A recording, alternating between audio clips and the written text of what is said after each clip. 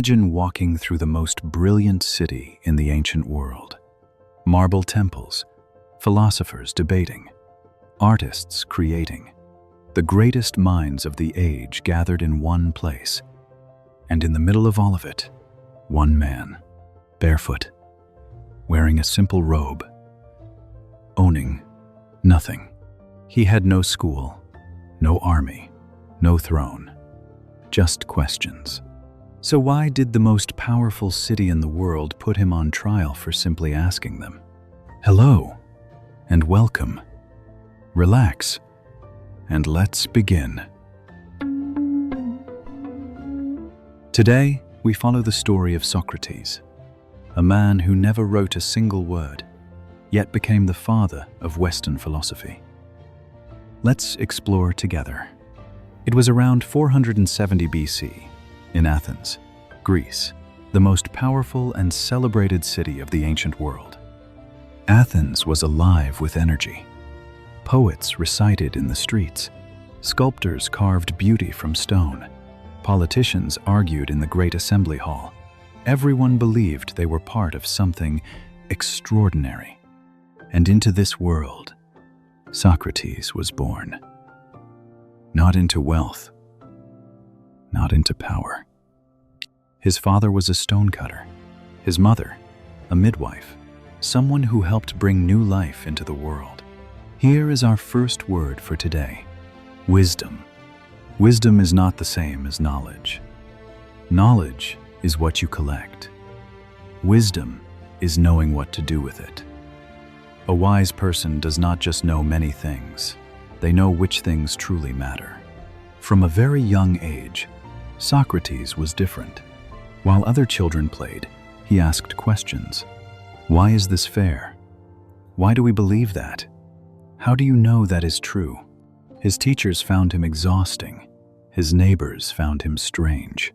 But something inside him could not stop. He was not trying to be difficult. He genuinely wanted to understand. And here is the detail that most history books leave out. Socrates was not a handsome man. Ancient writers described him as short, with a flat nose, bulging eyes, and a wide mouth. He looked nothing like the marble statues we associate with Greek greatness. But when he spoke, every room went silent. But Athens was about to test him in ways he never expected. Socrates had a method. He would approach someone in the marketplace, a politician, a general, a poet, a craftsman, and ask them a simple question. You are considered very wise.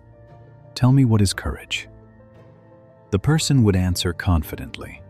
Then Socrates would ask another question, and another, and another. Each question carefully placed not to attack, but to reveal. And slowly, gently, inevitably, the person would realize they did not actually understand the thing they claimed to know. The politicians were humiliated. The generals were speechless. The poets could not explain their own poems. And the crowds watching, they laughed. This was challenge one, and Socrates had made powerful enemies without throwing a single punch. Here is our second word for today. Examine. To examine something means to look at it very carefully, to question it from every angle, to not accept the surface answer. Socrates believed that a life without examination, a life where you never question your own beliefs, was not truly a life at all. But here is what most people do not know. The oracle at Delphi, the most respected voice in all of Greece, had declared Socrates the wisest man alive. When Socrates heard this, he was confused. He did not feel wise, so he went looking for someone wiser than himself. He asked the politicians, he asked the artists, he asked the warriors. And every single time, he found the same thing.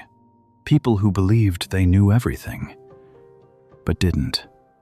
And Socrates realized something that would define the rest of his life. I know that I know nothing.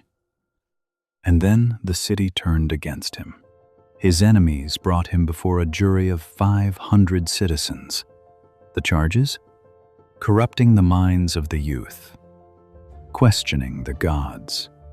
The trial lasted one day, and then Socrates did something that shocked everyone in the room. And from that moment, nothing would ever be the same. When given the chance to defend himself, Socrates did not beg. He did not flatter the jury. He did not promise to stop asking questions. He told them the truth.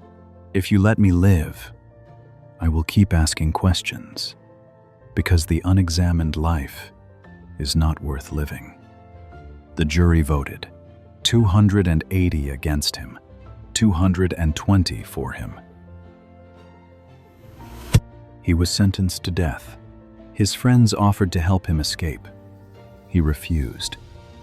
He drank the poison calmly, surrounded by the people who loved him, still asking questions until the very end. Here is our third word for today: legacy. A legacy is what you leave behind after you are gone. Not money, not buildings, but the ideas, the questions, the ways of thinking that continue to live through other people. Today, because of Socrates, every courtroom in the world uses cross-examination, the method of asking careful questions to find the truth. Every therapist who asks, "Why do you feel that way?" is using the Socratic method. Every scientist who questions their own assumptions before claiming a discovery is thinking the way Socrates taught us to think. He wrote nothing. He built nothing. He owned nothing. And yet here we are, 2,500 years later, still learning from his questions. And perhaps your own journey is no different. Perhaps the answers you are looking for are not hidden somewhere far away. Perhaps they are waiting just one better question away. Socrates began with nothing, no wealth, no title, no power. He was put on trial for asking questions, but he never stopped.